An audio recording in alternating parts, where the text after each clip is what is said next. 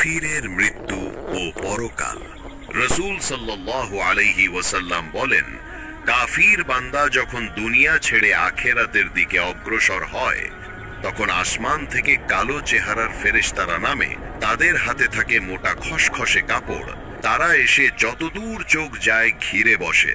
তারপর মৃত্যুর ফেরেশতা এসে তার মাথার কাছে বসে বলে, হে নাপাক আত্মা, আল্লাহর ক্রোধ ও শাস্তির দিকে বের হয়ে আসো। তার আত্মা দেহে ছড়িয়ে পড়ে এবং তার টেনে বের করা হয় যেন ভেজা লোম থেকে লোহার কাঁটা টেনে বের করা হচ্ছে।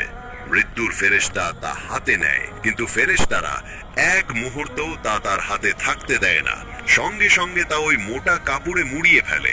তা থেকে বের হয় পৃথিবীতে পাওয়া সবচেয়ে দুর্গন্ধযুক্ত মৃত প্রাণীর গন্ধ। তারা আত্মা নিয়ে উপরে উঠতে থাকে।